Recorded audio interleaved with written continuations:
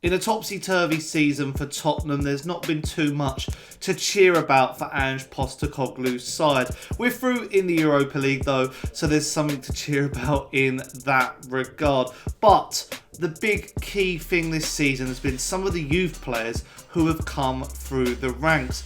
The other night we saw Wilson Odobert become man of the match and score 2 goals to get us through. But there was another player, an unsung hero, who has been one of Tottenham's vital players this season. So today on the Sunday Talk Spurs YouTube channel, we're going to be talking about that player and saying how important they have been.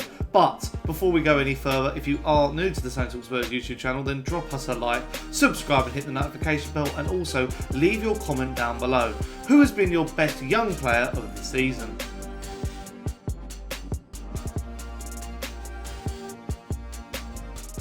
So the reason I wanted to do this video was because of a tweet that I saw from Opta, and it read like this. It basically said that 5. Tottenham Hotspur are the first side in major European competition history to have 5 players under the age of 21 score a goal in the same season. Lancashire, Ajayi, Moore, Scarlett and Odobert.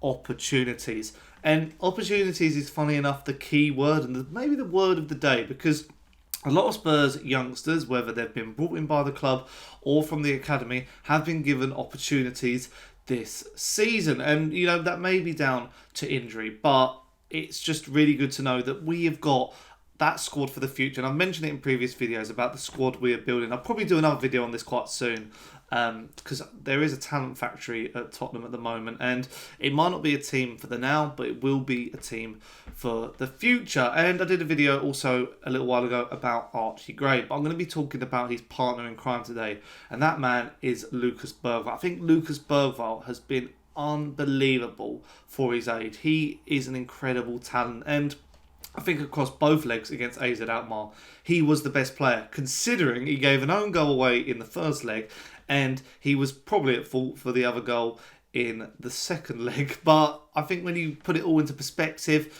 the fight, the determination, the grit for his age is something that we need at the club. And when he's playing in that 8 role for Spurs, he's absolutely electric. He showed it against Liverpool in the first leg of the Carabao Cup semi-final. Maybe he should have been sent off, but he's got that eye for a goal. He's willing to press, and he will get assists. He hasn't got the biggest goal contributions this season because, you know, of the position he's maybe being asked to play by Ange, but I think when time comes, he will get better. Before I go any further, over 80% of you are not subscribed to the Sunday Talk Spurs YouTube channel. What are you doing? Get down below, hit that button, and also let me know in the comments down below, how long have you been supporting Spurs for? And you've just got to look at his FB Rev stats as well to show that there is a good player there who, you know, given more opportunity and more time, he will succeed. He's played so many minutes already for his age, like a lot of these youngsters have, like Archie Gray has, like Mikey Moore has. I think when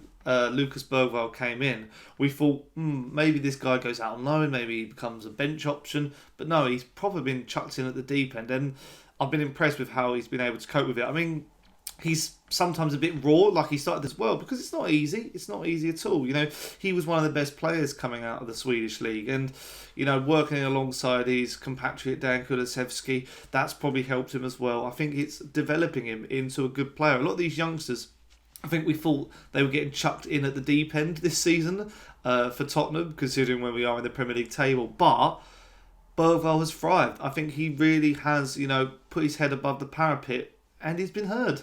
I just think he is such a good talent. And I think lots of people in the Premier League are opening their eyes to see it. This has been an absolute, you know, wonder signing. And it's about time Tottenham plucked this guy out. I think he cost around the 8.5 million mark. So when you put it into perspective, that's an absolute steal for a player that's come in and, you know, looks like he's been playing in the Premier League for many years to come. And a lot of people say about Tottenham's midfield issues and the blend and the dynamic, and, you know, lots of people are not happy with Bentancur and Basuma this season, and Sarr has, you know, sort of been, you know, his form's been up and down compared to last season. But, you know, if we have a midfield maybe of Archie Gray at the base going into next season, Bergvall as one of the 8s, and then either Maddison or Kulusevski, I think that's pretty strong.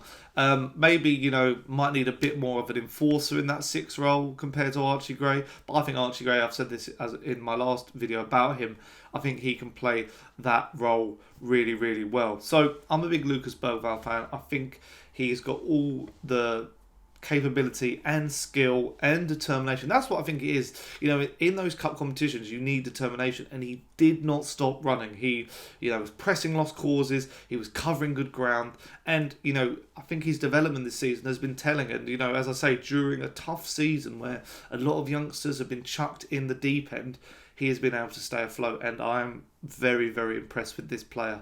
I just hope he can keep it up, because you know, we want to go out there and beat Eintracht Frankfurt. You know, we want to finish strong in the Premier League table. We just don't want to make the numbers up this season. So yeah, and I'm not the only one who has praised Lucas Bergvall this season. His manager has, players have, and pundits alike. Can you tell us a little bit about your younger players tonight and how pleased you were with the maturity they showed? They've been brilliant all year. I mean, and we all know about Archie, and obviously Lucas just continue to grow. And yeah, people got a glimpse today of Wilson as well. And you know, he's had such a tough year. You know, he's a young man. He got a big move to a big club, and he was so keen to impress. And I was super excited to get him. I just knew he was a talented player, and he's worked hard silently to get back, and he was outstanding tonight. Not just his goals, just his general play. He was always exciting when he got on the ball. And look, we've got some exciting young players here, and you know, I keep saying that you know, with their growth, the whole team will grow. Can I ask you about, you've played with many great midfielders in your career, some of the best around. What's your assessment of Lucas Bergvall this early in his career? Lucas is a fantastic talent, and you sometimes can forget how young he is, because he's actually, Lucas, I think I misinterpreted him as a player. I thought he was more of a between the lines technical. He's actually a bit of a lump, isn't he? And he like gets about like, no, he is. He loves getting involved. He's a big boy. He's powerful. He's technically very good, but he puts himself about.